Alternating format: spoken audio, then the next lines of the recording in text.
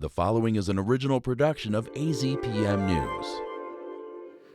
Today, on the press room, Pima County asked and Sheriff Chris Nanos answered through his lawyer. We'll have the latest as the Board of Supervisors continues to scrutinize the sheriff.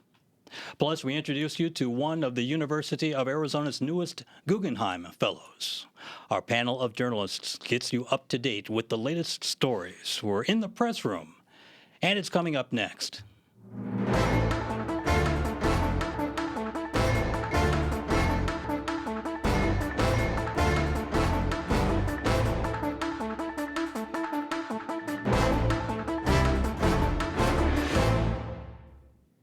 Thank you for joining us this week in the press room. I'm Tony Perkins, and we're coming to you from the new home of AZPM, the Paul and Alice Baker Center for Public Media.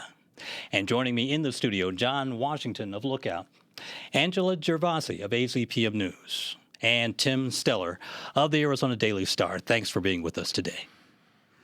Well, now we're going to start off with Pima County Sheriff Chris Nanos, and he's under the microscope again. It's been like this for him since the disappearance of Nancy Guthrie, that case still unsolved.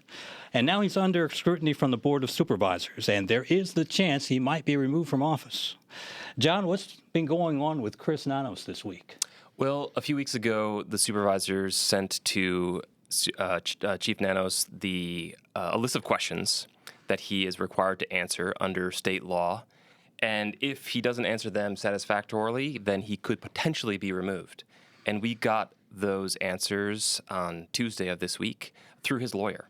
I don't think that the supervisors or the public really learned anything of substance in those responses that we got.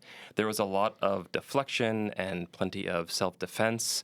The attorney called it in the first sentence of the response an inquisition, which I guess is the legal term of art, but it also sort of brings up some historical resonance there. And really, it was sort of packaged in a lot of legalese, and it gave no real new insight into a number of serious questions. Maybe most concerning is his past employment history, where he was suspended numerous times, and he had to duck early termination from the El Paso Police Department by resigning.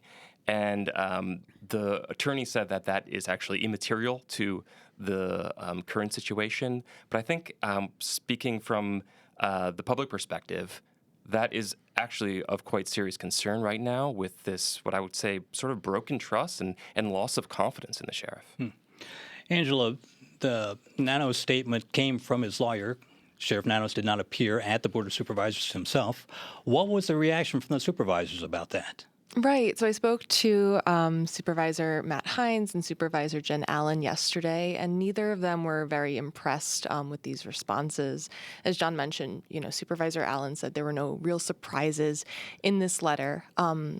Supervisor Hines took issue with the fact that there was no paragraph or section in the letter that identified this as a sworn statement.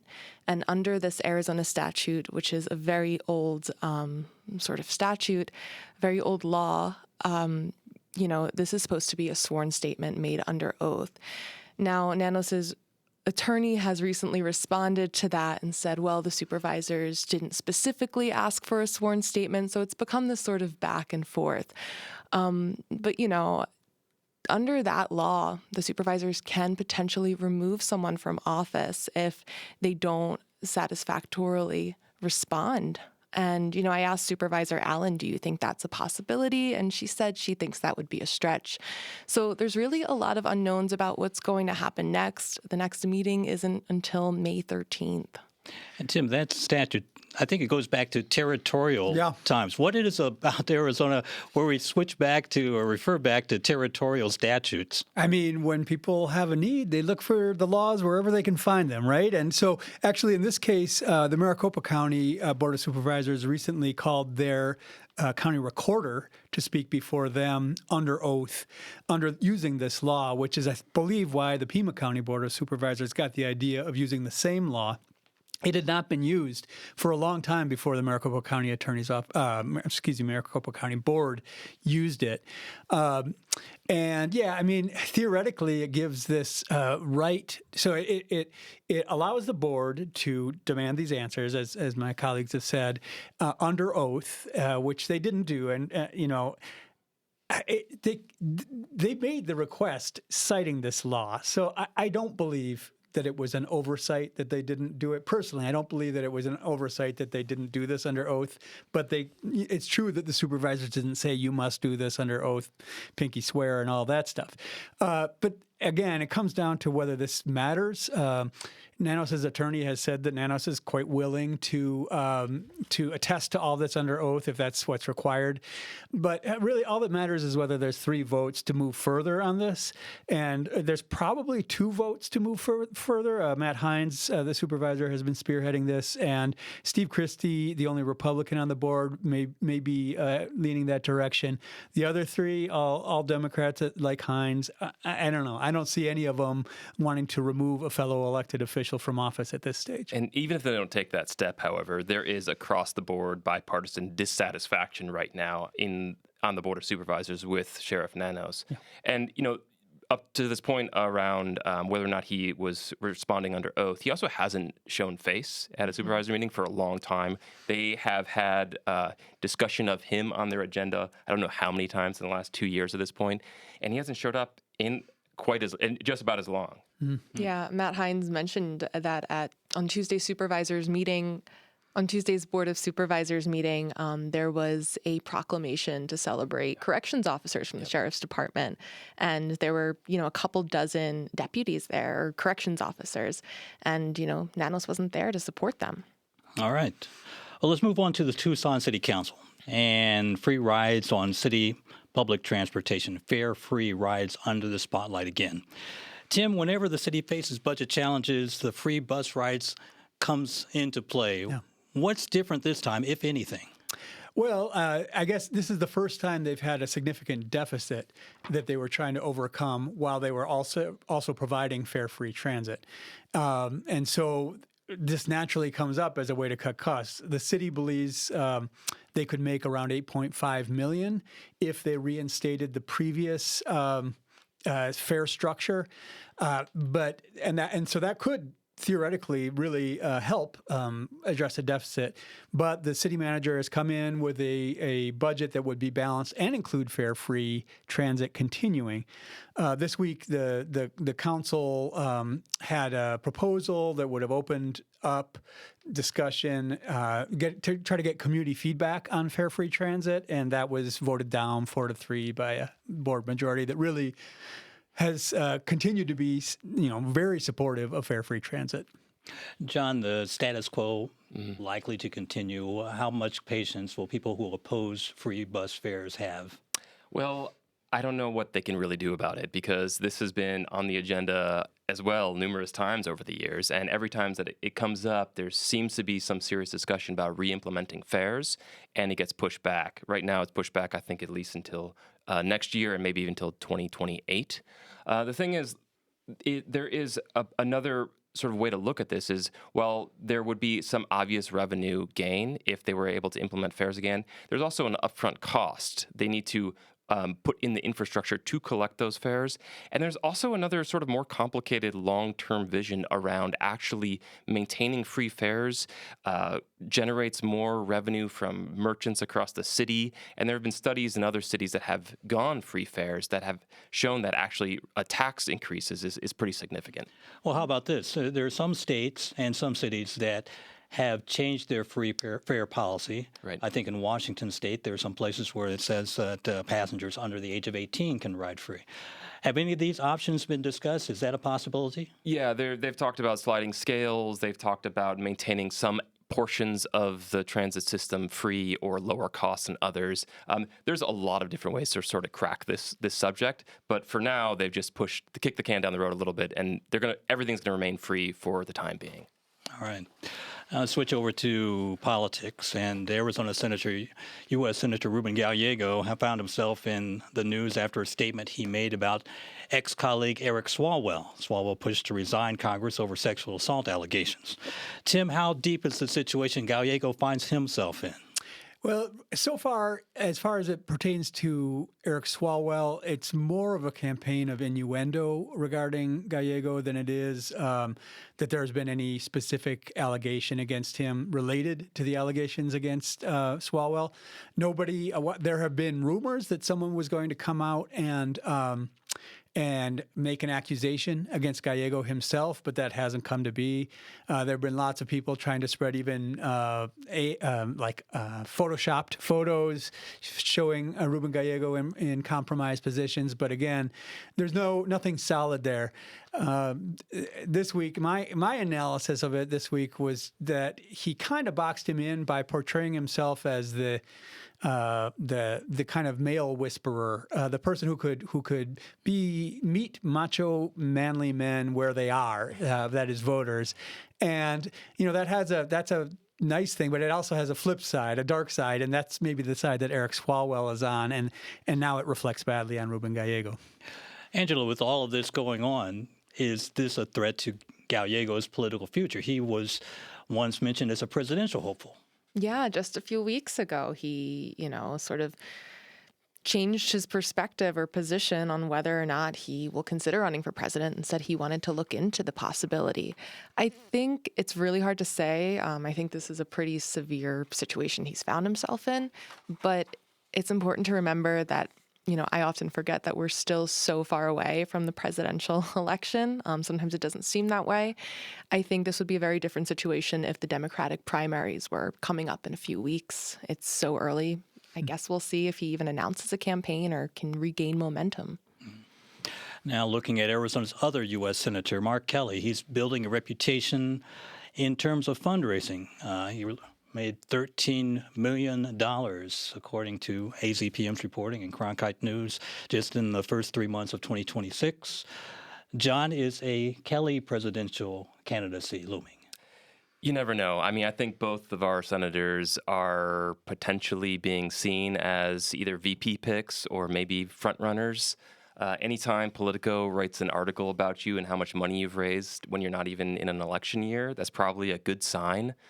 I think that, $13 million sounds like a lot, and in some ways it is, but right now the political situation we are in where, there's weather vaning attention that all of a sudden sucks in all this money, is actually sort of not that much in the long run. Kamala Harris was spending $100 million a week at the height of her campaign leading up to 2024. So this is a far cry from that. But I think sort of big picture politically, when Hegseth and Trump went after Kelly, I think they're really giving him these contributions on a silver platter. Right, Tim. And this is sort of where this all got generated, and just for that first 3 months of the year when Mark Kelly was in the news because of the confrontations with Hegseth. Is it a lasting thing?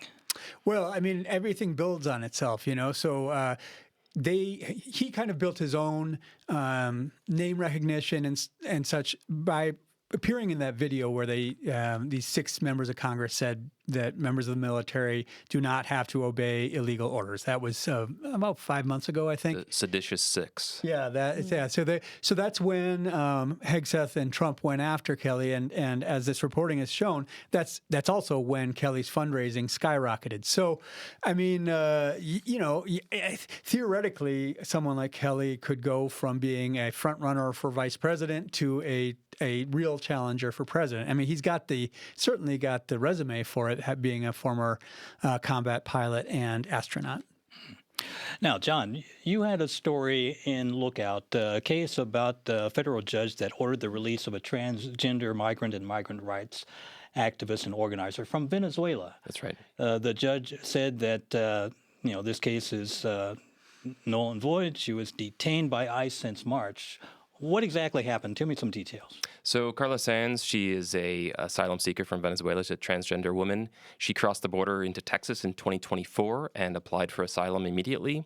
She has since become an advocate for other people caught up in the detention system, and she was sort of the front line of fighting for another woman who is in Eloy Detention Center, Yadi, who has lost 70 pounds, is really suffering from a host of medical conditions. And a group that supports Carla and Yadi saw Carla's detention as actually retaliation for her advocacy. Again, a transgender woman, she was put allegedly into the hole or solitary confinement for the first 5 days and then transferred to the men's unit for about 6 weeks. She suffered intensely there, and she was just released this week. What's the status of her asylum case now? It is ongoing, so the merits hearing is going to be rescheduled for sometime in the next couple months, probably. All right. Thank you very much. That's it for our guests here on the press room. Thanks a lot for joining us. John Washington from Lookout, Angela Gervasi from AZPM News, and Tim Steller with the Arizona Daily Star. Really appreciate you spending your time with us today. Coming up, we'll meet a standout performer for the University of Arizona in space science research. We're back in the press room right after this. Classical 90.5 has been on the air for 50 years, and we're celebrating all year long. Join AZPM as we look back on 50 years of classical music in Southern Arizona and all of your favorite classical composers, conductors, and performances. Keep listening to Classical 90.5 on the radio or online at azpm.org/classical for special programs, interviews, memories, and the music you've loved for 50 years. Classical 90.5, 50 and fabulous. Love this program? Become an AZPM member today and receive exclusive benefits like access to AZPM Passport and stream hundreds of hours of PBS shows. Donate now at azpm.org/give. And thank you. Welcome back to the press room. Erika Hamden is a professor of astrophysics at the University of Arizona. She's also one of the latest recipients of the prestigious Guggenheim Fellowship. It's an award given to those who have distinguished themselves in their field of endeavor, ranging from the creative arts to academia. Erika, welcome to the press room. Thank you for having me. Congratulations on the Guggenheim. Thank you. How surprised were you to get that? Pretty surprised. I put in applications for, a lot of things like proposals to NASA, to the NSF, and then occasionally these fellowships or things to private foundations. And I always put them in just being like, whatever happens after this, I can't control. I have no expectations. And so when I get one, I'm always like, oh my God, it worked. So I was pretty surprised. Guggenheims have been given since 1925, about 101 years. Yes, we are the 101st cohort of fellows, which is a really long and distinguished history. Some of the past fellows are incredible people in arts and sciences. Zora Neale Hurston won a long time ago, and James Baldwin and lots of really creative people that I admire. So it's pretty thrilling to be one of them. All right, great. Now, let's talk about space science and Artemis II. It completed its moon mission. The astronauts, of course, back home safely now, and NASA learned a lot about its spacecraft and about its engineering system. Yes. What did we learn about the moon? Actually, we learned a lot about the moon. So one of the things that I didn't even fully appreciate until the mission was how good the human eye is at picking out certain things. So the human eyes are better at picking out certain contrasting colors like browns and blues. And so the astronauts were able to identify these regions of the surface of the moon that look colored to the human eye, and maybe, depending on the type of filters you have on a robotic camera, you're not going to get that same level of detail. It's harder to tell that those contrasts. And then they also were noticing, I forget the technical term for it, but basically little bright impacts of things hitting the moon that the astronauts were able to see and notice. Again, the human eye can pick out these changes and movement, where all of a sudden there's a bright dot and then it goes away. That's evidence of things hitting the moon, and that they were seeing them at a much higher rate than our robotic telescopes can detect them. Again, because the human eye and the brain processing is good at movement and changes and color. And so those are just two things. They also did a ton of they were taking a lot of images with cameras in the capsule, and they were looking at parts of the moon that, because of their altitude above the surface of the moon, no human had seen with their eyes, like so they're seeing certain craters and features that are really big, and like they're the only people who have looked at it. So it's, I think, robotic instruments are really important and can get you places that you can't send people. But if you can send people, people are so good at finding interesting things. And that was one of the points that NASA was making during the mission, that we're not just sending spacecraft there, but people, but humans. And they weren't interested necessarily in their work. That was important too, of course, but also about their impressions, how they felt, Yes, and what they saw. What kind of impact did that make? So I think, I was so impressed with the reactions that people are still having to, the wake up songs that NASA sent for the astronauts, and like the iPhone pictures that the astronauts took, or like the video one of the astronauts took of the Earth setting behind the moon. And I think that a lot of times when people are doing something very technical, like if you're a scientist or, the past astronauts going to Apollo, you think of them as like these just like really almost like robotic people. And I think that this was also helpful to show like, oh, these are real people, and like they have kids, and they have families, and they're interested in things, and they like we're all just humans. We're all just trying to make it through. And so I feel like that was also a really nice aspect of it, that there's like bringing some humanity to the process. And NASA made another point of emphasis of inclusion, including everybody in this. This was the first NASA mission in the major mission in the era of social media. Yes. And if you didn't know the astronauts' names before they launched, you certainly knew them by the time they landed.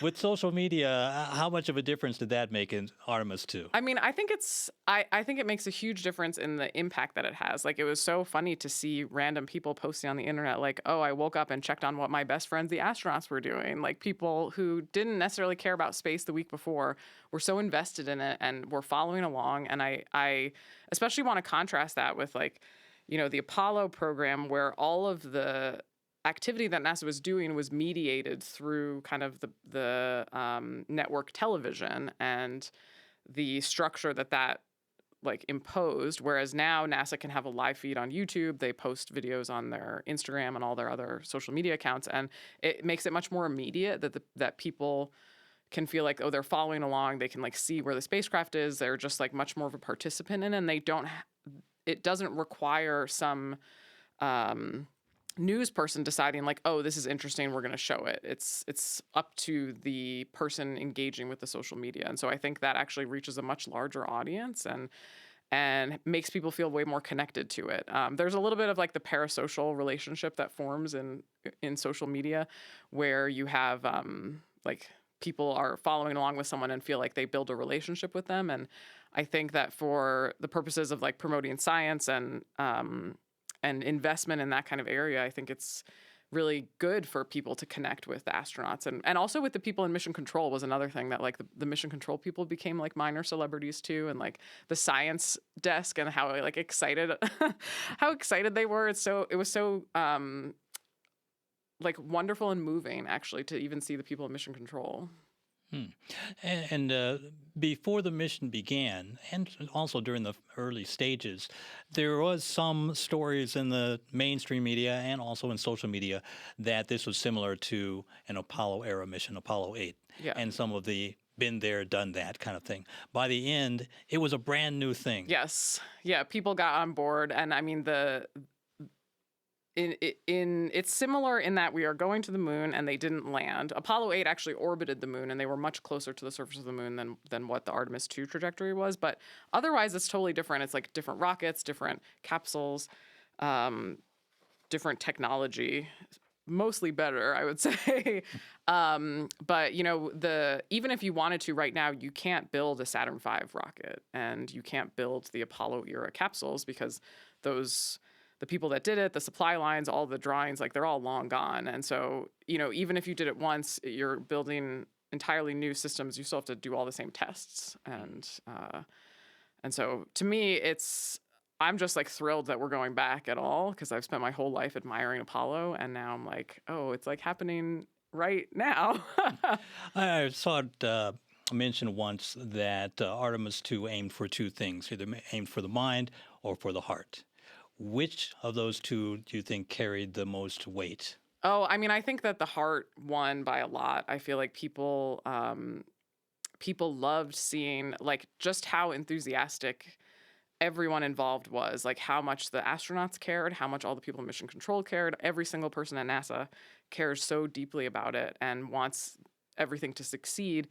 And I think that that really came through, and the like the joy that people felt in watching it, I think is really interesting. And like almost it's funny, like as a millennial, I feel like, oh, I've like lived through all these terrible times in history, but like, oh, I'm living through something which is just 100% awesome. And I feel like that positive aspect of it was really valuable, and that you can see people doing their jobs extremely well, that demonstrates how much they care and how much of a good job they want to do. And I think that's just like so fantastic to experience. Last thing, Artemis 3 is going to be a mission carried out within Earth orbit, but it'll be several months away.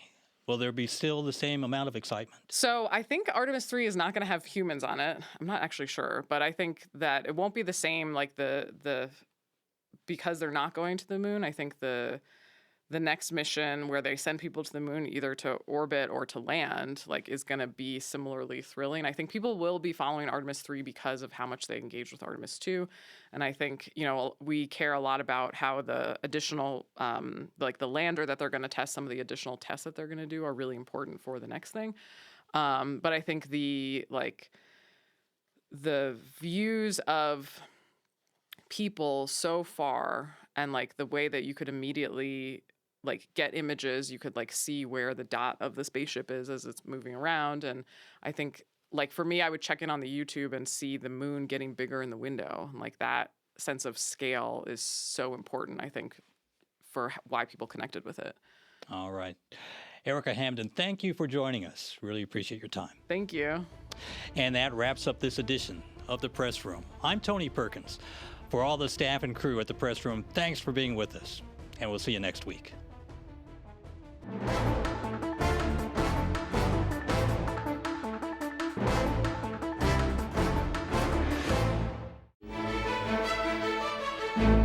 Thanks for watching The Press Room here on YouTube. If you have a question about the news we're discussing, please leave a comment below. And for more Press Room, click here.